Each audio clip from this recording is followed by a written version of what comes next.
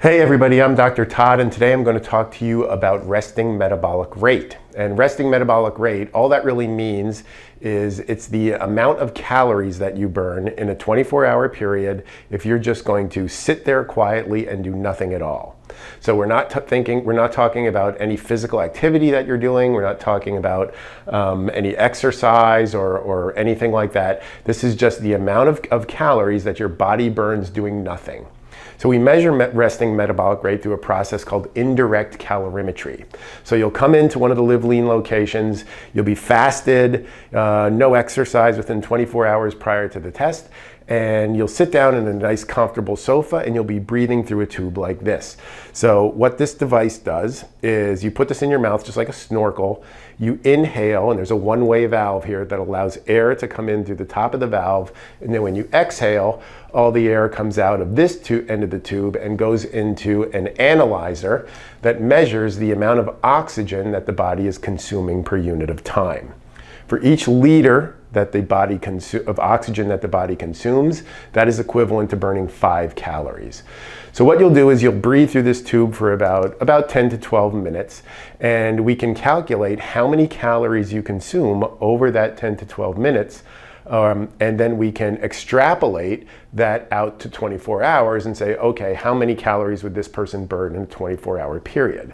Now, the reason measuring resting metabolic rate is so important is because 70% of your total caloric burn throughout the day comes from your resting metabolism. So that's a huge number. And most people don't realize that the body burns that much, but that's what it is. So if we know how much that RMR is, we can get a much better idea of how much we can eat and be able to still lose weight. Or if we want to gain weight, if we want to gain muscle, if we want to increase our exercise performance, knowing this is critically important.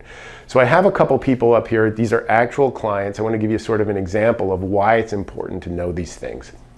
So we have Kate and we have Sarah. Again, these are actual people. Kate weighs 156 pounds. Sarah weighs 131 pounds. There's a 25-pound difference between these two people. Kate has 120 pounds of muscle, which we know because we measured this by a DEXA. Kate has 120 pounds of muscle. Sarah has 91 pounds of muscle. That's a difference of 29 pounds of muscle between these two people. Now, this is important because muscle is the metabolically active tissue in the body. Muscle is the tissue that burns calories. So the more of it that you have, the higher your resting metabolic rate is going to be. So if we look at Kate's RMR, she has an RMR of 1,922 calories. Sarah, on the other hand, has an RMR of 1,146 calories. So the difference in RMR between these two people is 776 calories, which is a big number, right? So when Kate sits in a chair and does nothing for 24 hours, she's going to burn 776 more calories than Sarah. Okay, so now let's make believe that Kate and Sarah talked to another friend who said, oh, I lost weight doing this diet, and here's a copy of the diet that I did. And let's say that diet is a 1,500 calorie diet. So both of these people are going to eat 1,500 calories, and let's see what that potentially might happen if they do that. And 1,500 calories doesn't sound terribly restrictive. It's probably something that they can do for an extended period of time, and they can do that without really starving themselves, okay? So, but let's look at what happens.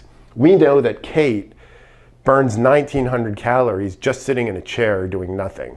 So if we give Kate a 1,500 calorie diet, she's already in a 422 calorie deficit before she even gets out of the chair, okay? So what is the effect of this going to be? Kate is going to lose fat on a 1,500 calorie diet. But Kate is probably also going to lose muscle on that 1,500 calorie diet because she's not eating enough calories to support the muscle that she has. This is bad. This is detrimental because if she loses muscle, that means this RMR is going to fall. And if this RMR falls, that's going to get closer to that 1,500 that she's eating, and eventually she'll probably stabilize and her weight loss will plateau, and the only thing she can do then is eat less, right? So dropping the RMR is not something that's desirable. Now let's say Sarah eats the same 1,500 calories. Sarah has an RMR of 1146. So if she eats 1,500 calories, she's in a surplus of 300 and some calories. So Sarah's not going to lose any weight unless she gets out of the chair, goes about her day, burns off the 340 some calories to get her back to 1,500, and then she has to burn even more than that to actually put her in a calorie deficit.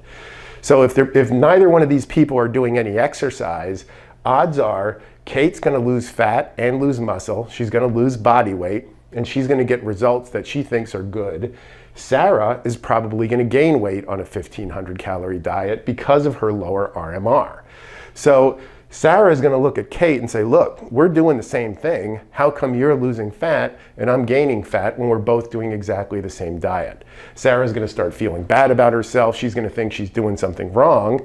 Kate's going to think she's doing great until she starts losing muscle, and then the RMR falls, and then she's going to plateau, and then she's not going to know why she's not losing any more fat. So this is why measuring RMR is a critical component when it comes to calculating your weight loss or your dietary strategy for the purpose of fat loss.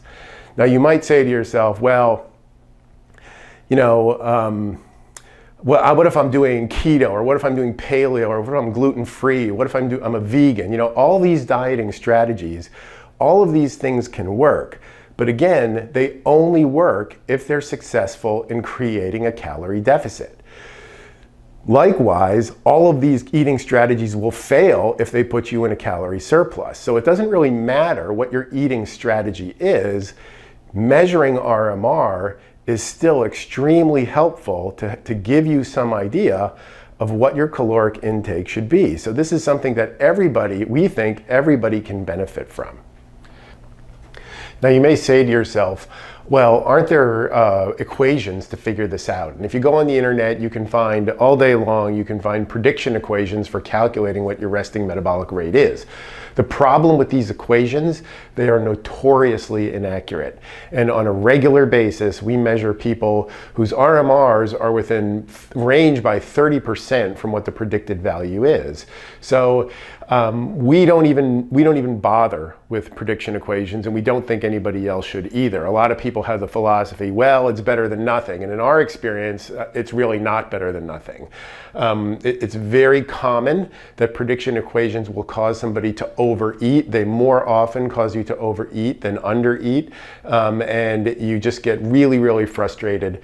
So measuring RMR, there really is there's no real replacement for measuring RMR in our opinion.